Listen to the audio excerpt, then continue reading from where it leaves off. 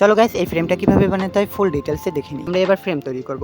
তো যে ছবিটা নিব সেই ছবিটা অনুযায়ী সাইজে আমি 1 সেন্টিমিটার অনুযায়ী 4টা দাগ করে নিয়েছি 4 সাইডে। তো এরকম দাগ আমি 4 সাইডেই করে নিয়েছি। তো এই ফ্রেমের 4 সাইডে দাগ টানা হয়ে গেলে আমরা এক্সট্রা অংশ কেচিতে কেটে নিব। তো এই ফ্রেমের ভিতরে কিন্তু তোমরা তোমাদের যে কোনো ছবি ইউজ করতে পারো, যেমন তোমাদের ফ্যামিলি ফটো অথবা তোমার এবং তোমার বন্ধুর ফটো, এবং এই ফ্রেমটা তোমার বন্ধুকে গিফটও করতে পারো। তো 4 সাইড কাটা হয়ে গেলে আমরা আরও 4 সাইডে এরকম নৌকা ডিজাইনে করে নেব এবং এগুলোকেও কেটে নেব। তারপরে আমরা যে দাগ টেনেছিলাম ওই দাগ অনুযায়ী এটাকে ভাঁজ ভাঁজ করে নেব।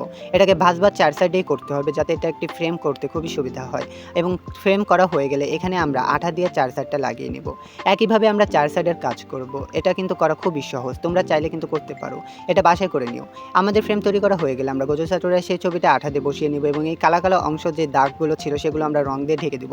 তো আমাদের হয়ে গেছে গোজোসাটোরার এই ফ্রেমটা। তো তোমরা কমেন্ট করে জানাও এটা কেমন হয়েছে। তো এতক্ষণ সাথে থাকার জন্য তোমাদেরকে অসংখ্য অসংখ্য ধন্যবাদ। তো এরকম আরও ভিডিও পেতে আমার ওয়েবসাইটগুলো ফলো করে রাখতে পারো। তো thank you for watching this video.